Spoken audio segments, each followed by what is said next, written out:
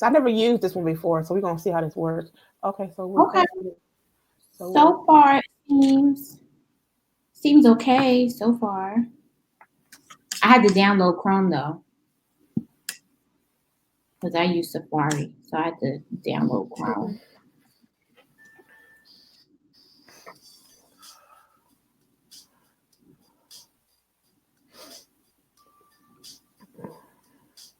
Okay, fancy music and everything.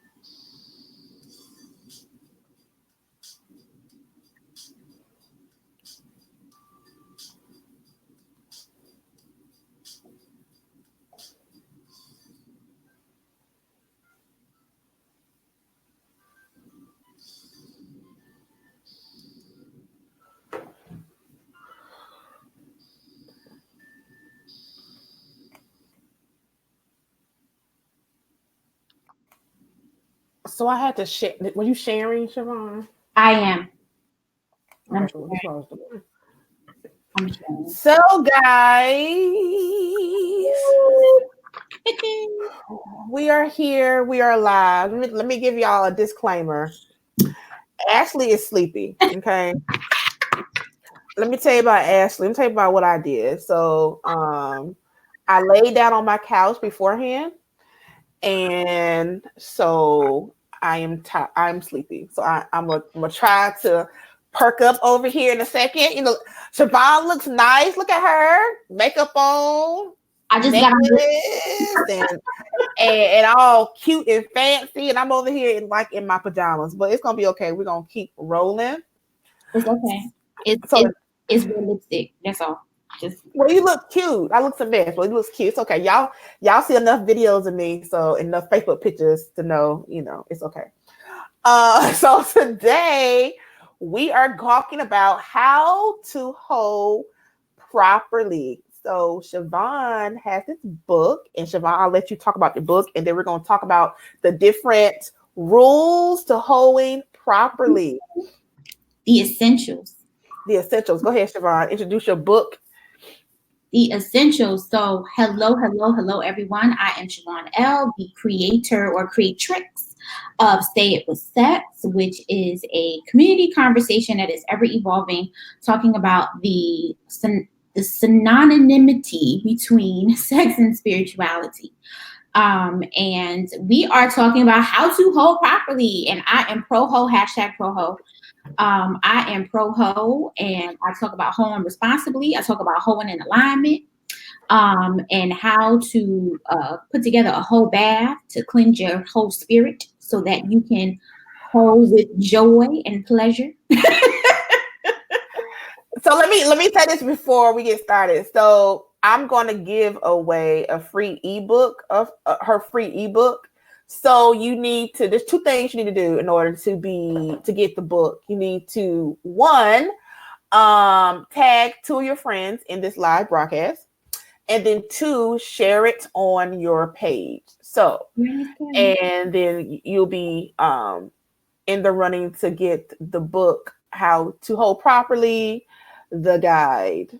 All right, so I was reading, so I'm gonna pull this up. I have it on my computer, so I'm gonna pull this up My because favorite reference text. because I'm gonna talk about these rules here. Um, so it looks like I'm reading something, guys. I am. So, rule number one on how to hold properly was don't free fuck when you want to get chose. And I like that rule. So, Siobhan, I'm gonna let you explain. I'm gonna pick it back off you. So, former friend of mine came up with this term free fucking. So that's just you out here living your best life, getting peen or cooch or whatever your pleasure is, whatever you choose to indulge in, and that you just literally like passing around like candy. So you're doing it for free, right? You're not looking for any type of monetary benefit. You're not looking for any type of energetic compensation. You just out here free fucking. But the problem is a lot of people do that knowing that they want to be in a relationship, knowing that they want their particular partner to choose them to be the one. So if that is your mentality going in, thinking that you're going to give them this magic, whatever sacral instrument you're working with, and kind of conjure them into your grasp, then that's wrong because you're not going to do that. Right. Right, because I don't feel like no coochie is good enough to ever. If a man or whomever doesn't want you or doesn't want a relationship, there's nothing you're going to be able to do to change that person's mind. So you have to be true to yourself, right? So if you know that in this season in your life you want a relationship, you have to stand on that. Right. And be okay in that. You cannot be like, okay, like what it was a show or movie, I can't think now. But anyway, how sometimes women we go along what he wants, thinking we're going to change his mind, knowing all the time that we want something different, and that's very contradicting of our future goals. So you're never going to get what you want if you know, like, okay, I don't really want a hoe. Like, I want to be in a relationship. So let's wait for what you want, because hoeing is not going to get you there. It's not. It's you hoe when you are in the space of exploration, when you are not looking to be committed, and when you just really want to share yourself intimately with other people, then you go and hoe. Go do that.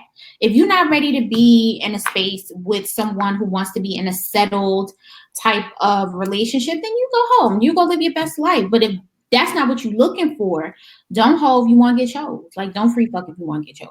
So I highlight this in your book. It says hoeing doesn't mean you turn off your emotions, but it does mean you need to turn them down a bit.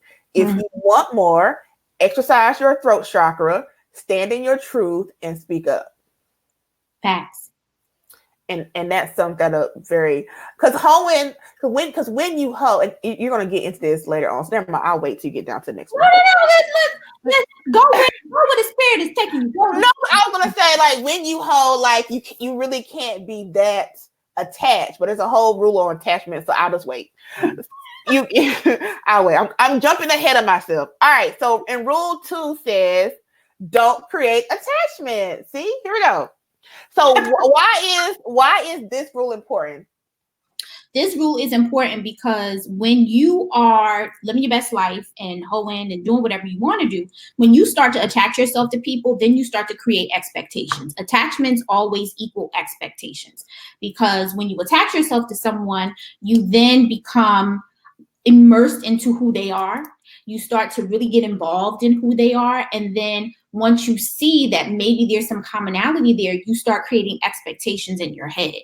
Right. And you start having this whole family in your head, this whole marrying people in your head of things that you have that just in your head is not really a real life thing. Like, I think the reason why I have been able to hold successfully for so long is because of number 2. Like, I have I'm able to, and it's a learned trait. I don't know if it's a good trait or not, but it's a learned trait.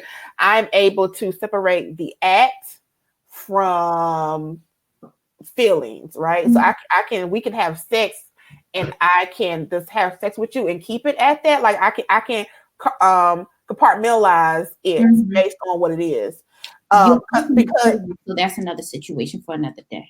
You said what? You're also an Aquarius, so that's another situation. I mean, that too. And so I'm naturally by nature kind of like this,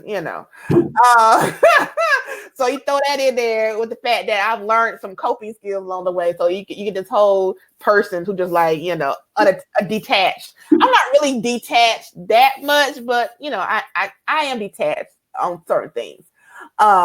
So yeah, so I think like with me, like when I was younger, when I was like, let's go back to like 19, 20, I had a real issues with trying to separate my attachment and my expectation from sex. And I think that's what caused me so much heartache and so much like pain and all these things earlier, because I was like, okay, so if we're having sex, then I, I'm getting attached. I think also what helps with not getting attached is too, like I tell people too, after you have sex, like we don't need to talk. Like you go home and I go home and then you only text me when you want to do this again. There's no need for me to know how your day went, how what's happening in your life, how your kids are, what's your favorite color, what you like to eat. We don't need to go on dates. Like we don't need to do none of that. We're here for a physical exercise, and when that exercise is over, one of us is going home. It's no need for us to like cuddle, none of that jazz. And that's it. You know what? I'm okay with conversations after sex. No. Okay, so I'm okay with conversations if I like you and this is not a cut buddy situation. Fair. Like it kind of depends on what it is. Like if I like you and this, I kind of like for example, I had a particular friend like years ago who literally all it was a cut buddy situation, right? You come over, we do what we do, and then you go home. And somehow he got attached, right? Like he wanted to like be with me. Now most men do. They don't want to admit it, but most men do. And then they're the first ones to get attached. Really? See, I always I always figure in the beginning I was the one to get attached. I just kind of cut that off. Anyway, but that's a whole nother therapy session. But anyway, so he had like a whole situation, like a girlfriend or something. He might have been married. I don't even know. But he had a situation with a whole other chick that he was living with and a whole baby. Yeah, I knew this ahead of time, but it is what it is. So and so I was like, I'm gonna need, because he was like he wanted to leave his person to be with me. I'm like, okay, I'm gonna need not to do that because you're gonna be solely disappointed because I don't want you. So you're gonna be real mad at yourself. But yeah, like he had his whole like attachment to me and was like he loves me and all this stuff. And I'm like, well, I don't really know how that is so, because you don't know anything about me other than my name and where I live. Like that is all you know. But he somehow created this attachment. He created a world with you. Yeah. Archie said most men are the first ones to get attached as a question. Yes, correct. I guess Archie don't believe that. You admit you get attached or not is a totally different situation. But particularly if a man is operating fully in his masculine energy and he connects with a woman who is utterly feminine, that nurturing aspect that a lot of men miss in relationships, they connect to that very quickly. So attachment may not be like outwardly catching feelings. Attachment could be possession. See, Danny, she said she thought that it would be women who get attached first. Yeah, me too. Because like in the beginning, when I was doing this love thing, when I was like young and dumb, I would be like after one encounter, attached and like calling you every 50 minutes. And then, so it was me who was getting attached first. And I feel like even now in my relationships now, or the people I entertain now, I feel like I still get attached first, or at least maybe I verbalize it first. Negroes look at you like, look at you. That's the difference. So if you verbalize it first, that's just you being bold enough and brave enough to recognize that there is something there, and you put it out in the open. See, men will get attached and won't say nothing because they have a man code to keep up. They don't want to say that they enjoyed the sex so much that they don't want shorty to be with nobody else, or that they don't want to be with anybody. They're not going to say that, because then if they say it outwardly, then they have to admit that they might be pussy whipped. Because men look you dead in your face and act like you just talking crazy. Yeah. And this is funny. So I used to date an Aquarius. I'm an Aquarius, right? Mm-hmm. So I used to date an Aquarius. So I'm sure, Vaughn, you probably know that was a very interesting situation. And you think I am Mhm. unattached. He was very detached. Mine Uh, is Pluto. Like very. Mars and he's Pluto. And this, And it was like it wasn't until like I would be like halfway crying or halfway, doing the most that I would get these responses. Oh, I do love you, blah blah blah. But I shouldn't have to do all this. Like, I shouldn't have to be ready to walk out the door for you to be like what we doing? This is crazy. So no. I get it. Archie said he disagreed with you. That's okay, Archie. We don't all have to agree. You don't have to agree. Men always like to disagree with women. That's fine. Don't they? Look, they stay on my page disagreeing. Don't they? I'll be like, can y'all please go away? All right, rule number 3: fuck with gratitude. Yes. Be thankful for the peen. Be thankful for the dick. Yes. Be thankful. And why should I be thankful for the dick, or he should be thankful for the pussy? Why should that be? There's a space of gratitude there because you learn things about yourself. Whatever type of sexual encounter that you have with someone, you learn things about yourself, whether you learn a new position, whether you learn a new pleasure point, whether you learn that you need to detach from people, whether you learn that you actually want to be in a relationship. So you learn things when you have that sexual exchange with somebody. So be grateful for that. Even if it doesn't happen the way you expected, be grateful for that too, because then that wasn't the person for you. So in gratitude, you are grateful for the sex because it taught you something, and then you could take that information and apply what you learned. So this is what I took away from the point 3. This is also in your book. Also, if you would like her book, we're doing a draw for her ebook. So you need to tag 2 people in the comments and then share this Facebook live on your page. So it says every relationship isn't going to be perfect or ideal.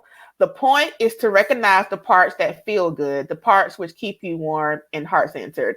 And that's really good. Like, even with people who are not supposed to be, and I think I'll speak for myself. I think with me, like, even though I know every relationship or every person you meet or couple with or whatever you want to call it is not supposed to be the quote unquote one or whatever that is. Um, you know, sometimes I lose focus of the parts that feel good or the parts that I like because I'm like, okay, this is not going like I want to go, or this is not, oh, he's not the one. So I was kind of like want to throw the whole thing away versus just, just recognizing the good parts and accepting it for what it is. Right. Right. Because see, we're used to romanticizing what we want specific encounters to be, and when that particular encounter doesn't match up with vision, then like you said, you want to throw the whole thing away, and then we just focus on what we didn't get as opposed to what we gained. So Right. this is just giving you perspective on how to look at your relationships, because what you didn't gain is the lessons that you learned, and then you pack that up and you keep it for reference. And what you gain, you take it with you when you move forward, because now you've created space for new experiences, new explorations, and new people. Ruth says she is a Taurus female, Venus ruled, but very detached. Is that typical? I have no idea. No, it's not. It's okay. So here's what I've learned about Taurian energy. Taurians have this habit of acting as if they don't care, when really they're like what is it, Cadbury chocolates that's hard on the outside and like soft in the middle. That's a Taurus, because they love hard. So a Taurus who is imbalanced, because there's a little Librian influence there, because Taurus and Libra are both ruled by Venus. So if a Taurus is imbalanced with who they are or how they view love and their perspective on love, what they'll do is they'll act detached knowing that they want someone to come for them, literally come for them. They want someone to come for them, and they'll act detached because they don't want to make it seem like that is really what they truly desire. So they'll create this barrier between them and the other people and act like a stubborn bull and push people away when they really want to be chased. That's what I learned about Taurus. That is funny because I had a natal chart done by one of my friends, and so my moon is in Taurus. Oh, and, yeah, that's kind of I kind of resonate with that. It's a tad bit, not a whole lot. It's just a tad bit. Moving on. You said what? You said what now? So thinking about so anyone who is into astrology and is listening to this, if you have something Earth as your moon, it means you process whatever that sign is. You process your emotions like that particular sign. But Earth as your moon is you looking for stability and structure. Anytime you want Earth, it's stability, structure, fertility. That's what you want. You want fertile ground, foundation that you can build something on. So your emotions need to be a stable ground that can be cultivated and built upon, because that is what the earth does. It creates foundation and it's built upon. It's fertile ground. So that if you are not getting that in your relationships, you are going to constantly be unfulfilled. And when earth is not moist, what does it do? It dries up. And then it becomes Minecraft. Interesting. Listen, this is not going to be what's wrong with Ashley's session today, but this is very interesting. All right, we're gonna move right along to rule number 4. All right. Rule number 4 is rule number 4 is hold in alignments. All right. So what does hold in alignments mean? So hold in alignment is my favorite rule, because it literally means if you are going to hold, do it with somebody who's doing the same shit you're doing. Right. So if you are seeking an intimate encounter with someone, and if that person wants to be in a relationship, don't fuck them. Just don't.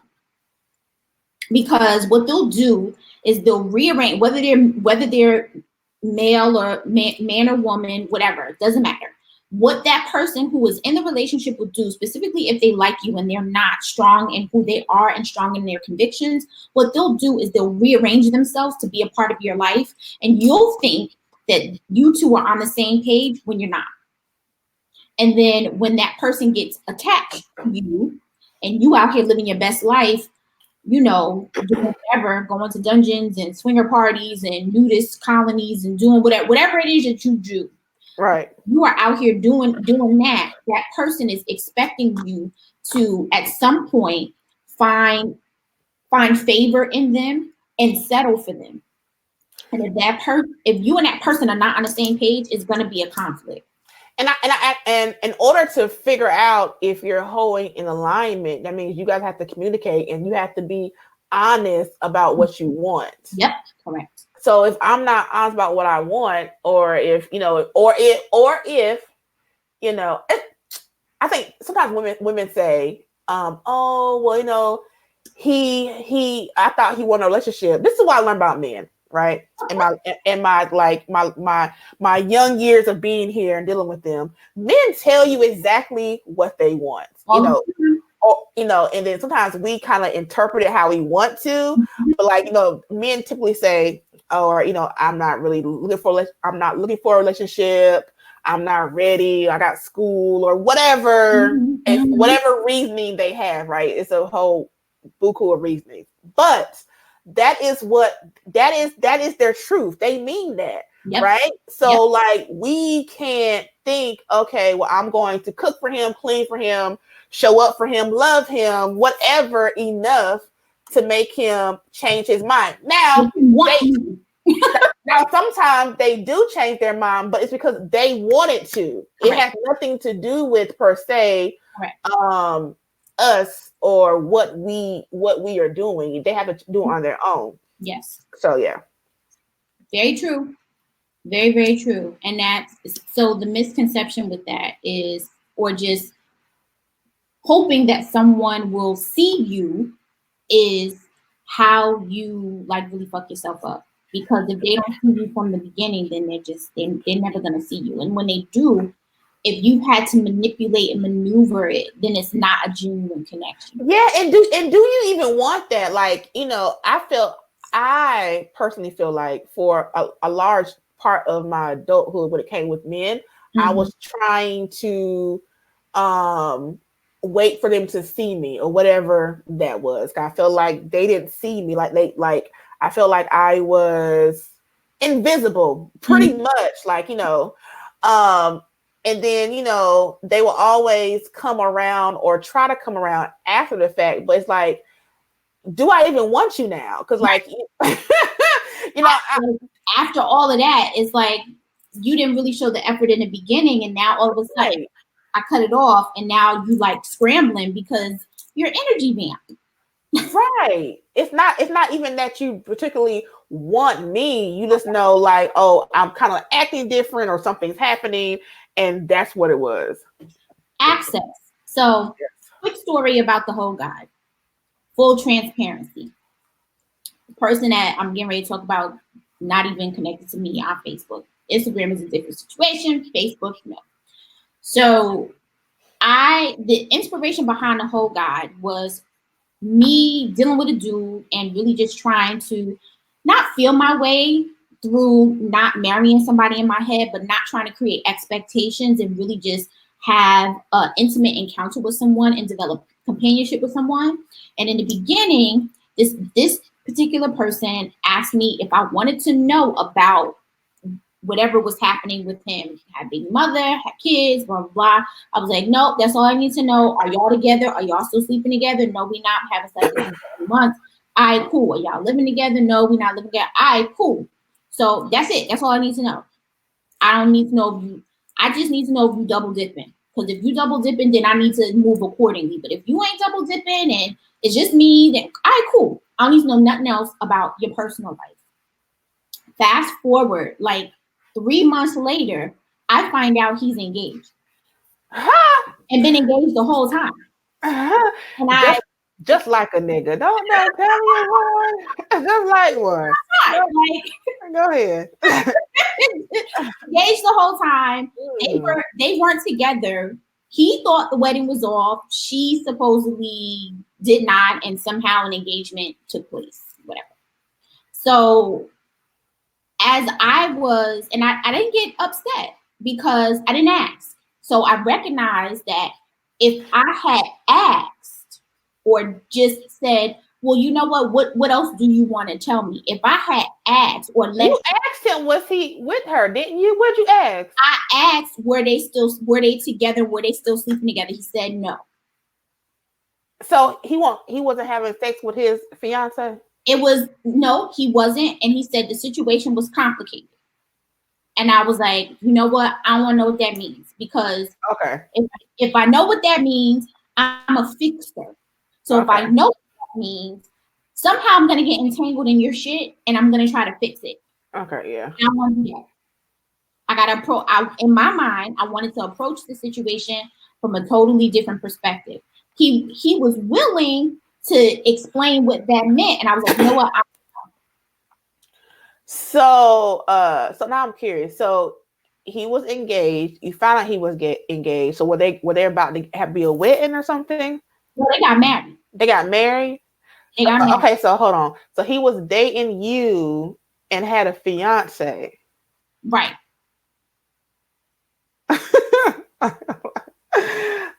Okay. So what was his like logic? Because like I don't see it. Without divulging too much on his end, it was a situation that he just really couldn't get out of, supposedly. So I let it go because I mean, you could come up with different scenarios of how you can maneuver yourself out of that, or how you can say, nah, like this is not what I had in mind, or this is not the direction I want to go in. There's so many different ways a person can approach a situation like that, but he chose to move forward. Cool. I said, wish you the best. Thank you for this time. Appreciate you. Moving on. I did an Insta story maybe like a week later, and I started talking about how to hoe. Because me and my girl were talking about this situation, and I was like, I didn't go too much into it, but we were talking about the situation. I was like, you know what? The thing is I needed to learn how to hoe properly. See, this was the problem. I didn't know how to hoe properly. I was trying to hoe, and I didn't know how to hoe properly. What did I learn from this situation? Boom. That turned into like a 3-day Insta story. So one of my girls was like, you need to turn this into a guide. This is really great information, blah, blah, blah, blah. And I was like, you know what? Maybe I should. And that is how we got it. Oh, okay, that's really good. But child, someone said men are. I just can't. I'm like, that's information you would need to tell me. Like, I just don't understand how you just omit that, even if I don't ask it. Oh, by the way, like, girl. Either I was engaged or there was an engagement, Or and I'm currently engaged. Like, we're not on the same terms right now. Something to that effect. yeah. How you just omit that and just girl? Okay, this is We why. had slept together 2 weeks before I found out he was engaged. Child, it could have been the same night the day before. Like, they don't be. Could have been. It could have been. It wouldn't. I mean, I just don't have the energy sometimes. I mean, like, this is why I just don't be having energy. it, and this is where hoe with gratitude comes in, or fuck with gratitude comes in, because I'm grateful for that experience, because without that experience, I wouldn't have this, because I'm not the only woman who goes through that. I'm not, and then there's men who go through this too. So because of that, now I have this wonderful content that at some point I'm going to expound on, where somebody can say, you know what, I relate to this, or this resonates with me. So this is where the gratitude piece comes in. Like, yeah, he's a shitty ass motherfucker. Absolutely. Shitty as hell. But I grew from that. I gained wisdom from that. And now I can share that with other people so they don't do the same thing I did. Yeah, like Danny said, she's like, well, if you're hoeing, why care? Right. So like, if you really don't care, like, there's some situations, like I was had this dude at one point in time, and I knew he was had other people, but I ain't care, because I don't want you. So like, I wanted this for what it was. I don't care who you have. I hope one of those situations work out. But I just know this wasn't going to be a thing, so I didn't care. Like, when I start caring, because I like you, or like I'm already starting to get attachments. I'm already starting to, like, somewhat in my head see if this could be a thing or not. Like, now I'm not holding in alignment, and now I'm going to other places. Boom. It is. Rule number 5: don't marry your partner in your head. This goes with this regular old dating. It does. Yeah. I did this. So I realized, I actually did Instagram post about this. I realized that I marry people in my head. I do too. I romanticize what life could be like with the person, even if I haven't even expressed any type of interest. Just conversation, being around them, it just was my pattern. I continuously married people in my head, and I then created my own disappointment because I had these narratives going on in my head that nobody else knew about. I had these feelings inside that nobody else knew about. So then when dude pops up, especially if I'm hoeing, so dude pops up with another chick, I'm pissed, but he didn't know. He didn't know I felt any way about him at all. So even if you think you're not creating attachments, if you romanticize anything future or anything in a broader spectrum of what you're doing, if you romanticize that with the person, you've already created attachment. Right. And I think too, having this fantasy in your head would keep you attached longer to people you aren't supposed to be attached with. I know it has for me. Like, I had, in my head, I was married like 5 years ago to some random person. And so that kept me attached because, I already, in my head, we get married. We have these little brown babies, and I already know your family. Like, we're getting married because in my head we already had a wedding, right? So, so it kept me attached longer than it needed to. Been there. I mean, That's how we end up staying in toxic relationships, because at some point we hope what we see, what we envision in our mind will manifest itself in real time. And that's how we end up staying in cyclical relationships and toxic relationships, relationships where we're being emotionally abused, where we're being mentally abused, where we're being taken advantage of, or our light is being diminished. Because at some point we think this person is going to come around, or doesn't this person feel what I'm feeling? Can't they sense my feelings? They can't. Right. And then too, like I think too, like people, when people say, you should manifest things, I don't particularly know if they mean people per se. Like, do you think you can manifest a person? You can. So, okay. So with that being said, so if in my head, I have this person and I want this person, want this person, want this person, right? And I want to marry this person. So maybe I write it down. I don't know what people do. So then how come it doesn't come to fruition? Because the person that you're trying to manifest or actualize doesn't look like who you have who the vision or the archetype of who you have in your head. So if you write down a list of qualities that you want in a man or a woman, if you Right. use those qualities and you focus your intentions on that, you focus on bringing that type of energy towards you, but you have the picture of someone else who you are lusting after, it's not going to be that person, because 99% of the time that person doesn't have any of the qualities that you're looking for. And that's how you get fucked up. Lex says she's manifest several folks. They have free will. Yeah, people have free will too. So there's that too. And that. So you have the what you want not actually looking as if you whatever you envision. So that means you have to be open. And then there's also free will. So that person could magnetize themselves or manifest themselves to you, but they have to choose you. So a point I highlighted from this rule was, unless you make it clear in the beginning what you want, no one is going to figure you out, nor would they adapt. Very true. They're not. Because we adults are set in their ways.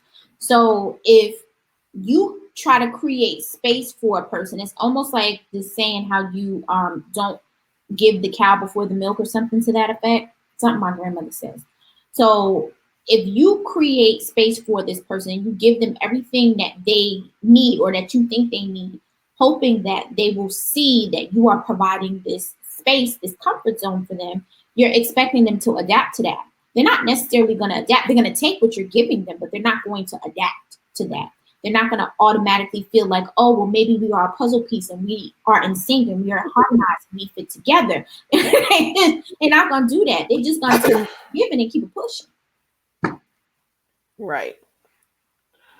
And I think women sometimes, we get in our feelings because we feel like, oh, I did this for him, blah, blah, blah, blah for him. And he, left me for Sheila or whomever, or he didn't want to be with me. And I, did all this. So. But did he ask you that at some point, I'm going to redo this collection of essays. Did he ask you? That's the point. Every time I have a conversation with somebody about this, specifically if I'm doing a consultation with someone, I ask, did he ask you to do that? And that hurts. That hurts deeply, because they didn't ask you for that shit. You volunteered. So when you volunteer all of that energy and you don't get it reciprocated back, that is you giving that out of your free will. Right. So you really can't be bad. Not really. And then and this is what I don't understand, right? So I'm all for doing stuff for people because you want to, right? But if you do it and then you feel like it's not being reciprocated, then just stop doing it. And the people will keep on doing it and keep on doing it. I'm not about to do this with you. Like if I'm doing something and I feel like I'm not being appreciated or it's not being reciprocated, no, actually it's going to stop doing it. Because I'm just not gonna keep doing this. Right. Because you realize you're expending your energy and you're being poured back into. So like you have a cup And what's inside the cup, Iyanla Bonzant said this. I love Iyanla. I mean, most profound shit. One of the most profound things she's ever said. You have energy or whatever it is in your cup. What's inside the cup is for you. What overflows is for everybody else. So if you give in the overflow and what's in the cup, what you got for yourself? Nothing. Nothing. Yeah, nothing. That's why you gotta hold an alignment. All right, rule number 6 says, don't assume. Don't assume. Just don't assume that they like you the way you like them, or don't assume that they don't like you at all. So here's the thing with being detached, right? So there has to be, it's one thing to not create attachments, but it's another thing not to be aware, right? So while you are hoeing, you can be aware, because that is your superpower. When you are aware of another person's energy, how a person's interacting with you, because you can tell when someone likes you. You can tell whether you want to admit that's what it is or not. It's a totally different situation. But you can. I've been told people can't tell. I think I've like been told that verbatim. I don't know. Maybe people can't. I don't know. You know what it is. If people are not familiar with love languages and don't understand what a love language is, they won't be able to tell, because like is subjective. So people expect like to look as if they would do it. So if I'm showing you I like you, I do it in this particular way. So if someone doesn't reciprocate that the same way I would do it, then I just assume that they don't like me, which is incorrect. Because one, if you are trying to hold properly, you really don't give a shit whether this person likes you or not. Right, true. But if you get to a point where you kind of feel something for a person, I think that's at the point where you should ask if that person feels the same way as you, but don't assume that they don't, and don't assume that they do. This is where communication comes from. Yeah, because I like for me personally, like, when I if I don't like you, I don't give any type of effort. Like zero. Like no effort at all. I mean, I don't spend money on people. I don't spend money on people in general, typically.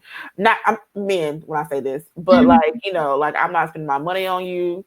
I'm not spending my gas on you. I'm not doing none of that. So yeah, if you get effort from me, and like consistent effort of some sort, that's more than like minimum effort, yeah, I like you.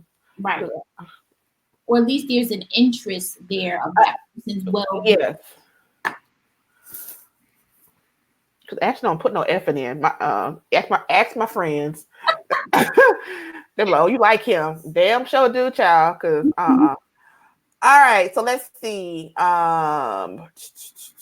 Kimberly said it's all about what you're willing to accept and embrace. That's true. I read something on here. I can't remember what rule it was under, but you said that men follow our lead. What rule was that under? That might have been. Is that don't create expectations? You would think I would know this. Okay, maybe that's coming up. Okay, so and it stuck out to me, and I'm like, oh, that's interesting that she thought that. Okay, so we'll just keep going. If it comes up somewhere, then we'll apply it. But I remember that reading that line. I didn't highlight it, so I can't remember where I saw that now. So let's see. Rule number 7 is don't create expectations, and to me, this sounds a lot like attachments. It is. That was just in case you didn't hear me when I said don't create attachments, don't create expectations. Oh, pause for a second. So Les says a lot of us mistake like you for interested in you. Word. See? Because like and interest are two different things. I'm interested in stock, right? I'm interested in stock. That don't mean I like the shit. I'm interested in it. I want to know more about it. So interest is intellect, right? Like means there's some type of emotion or feeling there. When you like something, it sparks something in you. It does something to you. Interest is intellect. Your brain is stimulated by it or is curious about it. See, like, okay, so in terms of people, right? So Mm-hmm. so I see it opposite. So like I like a lot of people. I like all my Facebook friends, right? But because y'all cool, I like y'all. Do you care about people you like? Say that again now. Do you care about people you like? Yeah, but doesn't mean I'm interested in you. Like if I like you, I'm interested. Okay, no. Um okay, I can like you, Mm-hmm. but I'm not trying to date you. That's So, not necessarily interest. huh? That's not necessarily interest. Like for me it would be like if I'm interested in you, like I'm trying to see like it's more like I'm like You're you and trying to like figure out if you like somebody. That's still intellect. See, interest is a space of curiosity. When you're interested in something, it's piqued something, right? So when you have an interest, you want to explore what that is so you can see if you like it. Because then if you like it, you might allow it to flourish organically. That's interest. See, Interest is the see, Danny, gateway. I'm lost too. She was like, I think I'm following. Well, I'm glad you're following because, like, I'm still like, I'm a little slow. In case anybody here has not noticed, over the last couple of years, if you've been following me, Ashley's a little slow. I'm not the smartest one of Pamela's kids. So, I don't know. It still seems like I don't know. Like if I like you, I'm interested. Like I don't know. Right. You said it correctly. If you like someone, you're interested in them. But your interest doesn't necessarily mean there is a like. But why not? Why would I be interested if I didn't like you? You're interested because you're curious. You don't like everything you're curious about. You just want to know. It's just like being nosy. Interest is being nosy. You want to explore what that is. You want to know about something. You want to know about someone. And in that space of exploration, then you discover whether you like them. Because like is a feeling. It's a measurement, but it's also a feeling. So Kalia said, I think I'm saying her name correctly, said interest is the entry point for possible liking someone? Question mark. She asked me a question. Oh, yes, that's a gateway. Interest Okay. is a gateway to like. Because you don't like you may not like everything you're interested in, but if there's an interest, you explore if there could be a like.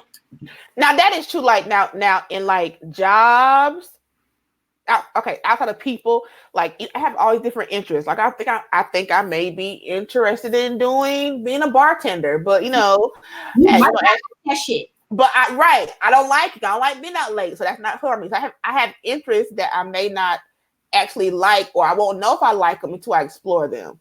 That's it. Okay. Okay, I'm getting it. I'm in the remedial classes, but I got it. All right. So the remedial, the tutorial sessions, but we know we caught up. We here. Somebody said I was curious about the beats and found I liked them. Oh, about like beets that you eat. Oh, that I can't stand beets, child. That's it. Interest is the gateway to like.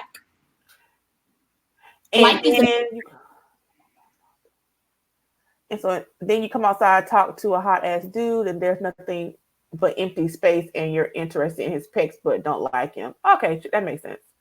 Okay, I got it now, y'all. Yeah. All right.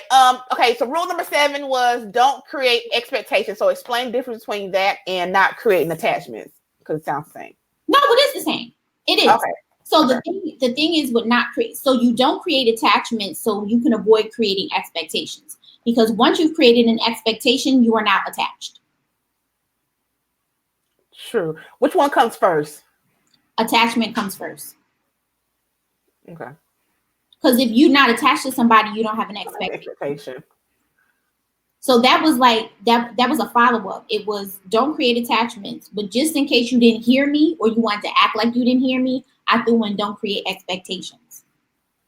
Right. Okay. That makes sense. In case you thought I was playing. Because I was serious. Because I was serious.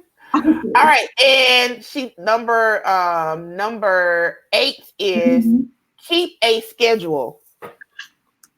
Stay on time. They're always on time. Have you noticed that?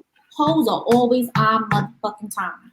Are we keeping a schedule of our dick appointments, or are we just keeping You a are keeping schedule? a schedule of your dick appointments. You are keeping a schedule of how long they can stay. You are keeping a schedule of what time they can come over. You are keeping a schedule because that is boundaries. The schedule is your boundary. So if you know you have company from 10 to 12, then company got to come over between 10 and 12. They can't come over before 10 and they can't come over after 12. And the moment you allow someone to break that boundary, then they don't respect your schedule and you don't respect yours either. Yeah, like I live my life by I have a planner that I carry with me at all times. That's how I live my life.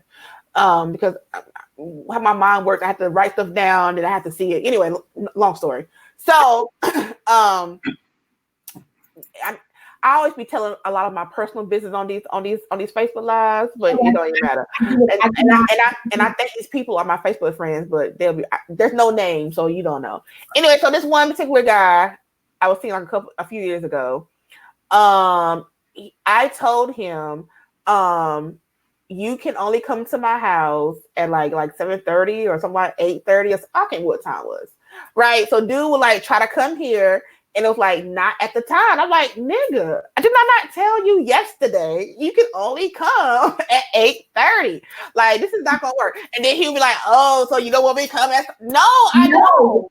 I know. Oh, so you don't want me to come before 7? Like I'm on this side of town, and that's great that you're on this side of town. I appreciate it, but no, you can come between the hours of 9 and 10 or whatever the hours were. Like, oh, you don't want nobody to see me? I mean that too, but I just want you at my house at a certain time because this is my house. Like, you know what I'm saying? What's your time? People, this is my house. And that's the point, because especially if you have your company coming into your space, that's your space. And you don't want anyone to intrude your space before you are ready to have people over. And during that time, if you want to smoke, if you want to eat, if you want to take a bath, if you got to take a shit, if you have to do whatever it is that you want to do during that time before company can come over, that is your time. See, Daddy said if you want it, you want it. Doesn't matter the time. So okay. So for me, why I had him in particular on a schedule was because if I did not, he would show up at my house whenever, or he would think that he could just come like in the morning or whenever. Like he was my man. You are not my man. Okay, you are penis. So there is a difference. So penis has appointments. My man can come when he wants, as long as he texts me first, or whenever. So I kept him in business hours, 8 to 5, because he was an appointment. So that way schedules help keep everybody clear what their role was. Now he eventually got upset and quit fucking with me, which is totally fine. I didn't care, because again I had no attachments, no expectations. So yeah. That's what I'm saying. See, that whole, well, if you want it, if you can do it. No. So one, hoes are always in control. 1. 2, hoes always keep a schedule. They know what the time is, that they have their sacral time, their intimate time. They know what that time is. And when it's time to go, because you only got a certain amount of time, because hoes keep a schedule, when it's time to go, thank you for your time. Appreciate you. Text me when you get home. Right. Or not. I'll see you next time. Right. I mean, you care a little bit. You're telling them to text you when you get or not. You care like that much. If you care like that much. You'll tell them to text you when you get home. Or, send me a DM. Don't even text me. Send me a DM. Or like my post and let me know. All right, that you there. You alive. Like my post. Like my post. Let me know you're alive. If you're alive, send a bat signal so I can see you in the sky. Right. All right. Rule number 9 is exercise your right to say no. That was a complete sentence. So to Danny's whole point of if you want it any time, no, not really. I mean, I might want it right now, but that's not the time I have company. So no, you can't come over right now. No, you can't come over later. No, you can't come over afterwards. And no, you can't spend a night because that's my boundary. Right. Like, and for I had some people who felt like, men don't spend night in my house. I can probably count on one hand with fingers left over of how many men have stayed at my house overnight. Mhm. I can literally count on one hand with fingers left over, because they don't do that. Like, well, technically, I don't really have that many men up in here. I prefer to go to your house, so where I can leave. I don't really want you to know where I stay at, because you could be a killer or something, and whatever. So I prefer to go to your house. But even if you happen to come here, you're gonna leave. You're not staying the night. Because that's just my rule. Like, because if you're staying the night, then we are trying to Cultivate something of some sort. It is no need for you to stay the night here. And I mean, like, for what? Like, why are you staying here? because then that means if you stay the night, then that means you're gonna want to cuddle. Yeah. And then that means you're gonna want to pillow talk. And then that means you might want to give me dick again. And maybe I don't want it. Maybe I'm good. Yeah. Or maybe I just want you to go home. Like, That right too. here. Like, so yeah. So no is a complete rule. It's a complete sentence, and it's a good rule to have. I Yeah. like It helps you exercise your boundaries. And when when you don't say no, that means you invite whatever it is that you're not saying no to come into your space, even though you don't want it and you're not honoring yourself. So no is about you honoring yourself and your boundaries and what you want, because you always want to get what you want. At the end of the day, you have to. Right. And the last rule 10, is embody your sexual prowess. Just be comfortable in your sexuality, whatever that is, whatever that means to you. Be comfortable in your kinks and your fetishes. Be comfortable being a free spirit and being a hoe, because I feel like we have to reclaim the term hoe, because hoe is demonized in so many different ways, because women are not supposed to be able to have control of their body parts. Men Right. can have control of our body parts, and men can't control us because we are who we are. And when you reclaim that and you say, you know what, so what if I'm in a whole phase? I'm exploring my sexuality and I have a right to do that.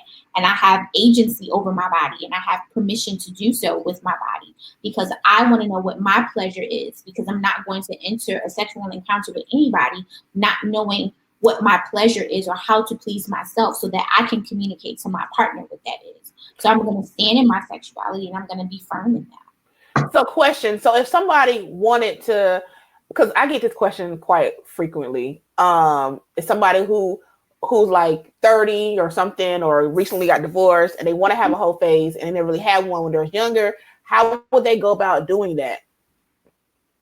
I think it's a matter of being open to what that looks like. For Um, you, exactly. yeah, being open to what that looks like for you. And even if that means you join a group and they have a social meetup, or they have an outing, and you just connect with people and move in conversations. And if the mood strikes you, and this goes to sex on a first date and sex when you first meet somebody, that's always shunned against, or oh, you're gonna have a walk of shame. No, you're not, because if that's what you want right now, then that's what the fuck you want, and go do that and live your life afterwards. I've never. Okay, never mind. Go ahead. I'll tell too much about my business. I've already. Go ahead. I'm gonna say something, but never mind. I've had sex on a first date, and it used to be. I used to say shamefully I fucked two guys in the same day, but it's not shamefully anymore, because that's just how shit happened. It wasn't planned. That's how the fuck it happened. Let me tell you about college, boy. Well, for me, those college days were wild. I've done a couple. There's not too much I haven't done. But it's just what it is.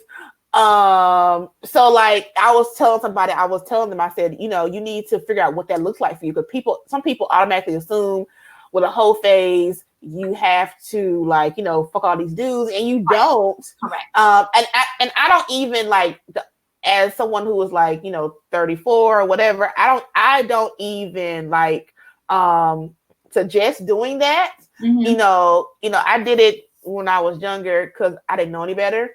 But you can just pick one dude or two dudes or whatever, or no dudes if you don't want to.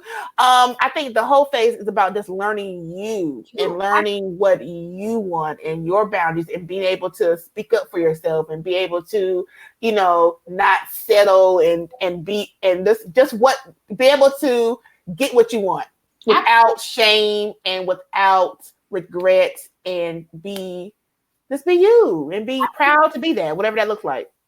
I agree. I totally agree. It could be you wanting, especially if you're newly divorced and there's things with your former spouse that you didn't get to try. This is your opportunity to go do that, to connect with like-minded people and common people with common interests and go explore what that looks like for you. And just really embody and embrace how do you define pleasure? Because pleasure is different for everybody. It's all subjective.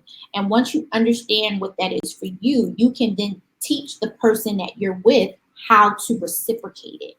And that's all part of our sexual language, our love language. That's all a part of that. When we learn ourselves, we can teach people how to reciprocate that back to us.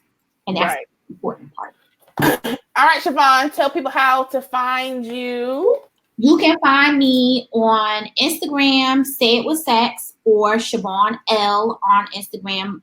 Both page profiles are in my bio, so when you find one, you find the other. I'm also on Twitter at Siobhan L. You can find me on Facebook. You can follow me. Technically, my page is private, but a lot of my posts are public, so nobody realizes that my page is private because a lot of my posts are public, but my page is actually private. So if I see we have mutuals or if you look familiar, then I'll befriend you, but if I don't feel away. But you can also follow me on Facebook. You can also follow me on Facebook. Websites are coming up. SayWithSex.com coming soon. SiobhanL.com and under construction. DopenessOnly.com for teas and stuff. Say Sex with Ashley stuff is on there too. So buy your shit. Yeah, and most people who follow this already know who I am. So everything with me is Sex with Ashley. And Simone Savage said, I'm glad more women are exploring the whole lifestyle. Right. And so like for me, I have this yearly trip for women to explore their sexuality. It's called Sexplore Her. And we go places once a year to do whole shit. Not I don't want to say it like that, but you do as little as you want, as much as you want, and no one's there to judge you. We're all there together, so whatever. You said what, Siobhan? I said I love that. That's what it is, and you can find out more about everything I said on sexwithashley.com. Until next week, guys. I'll see you later. Bye.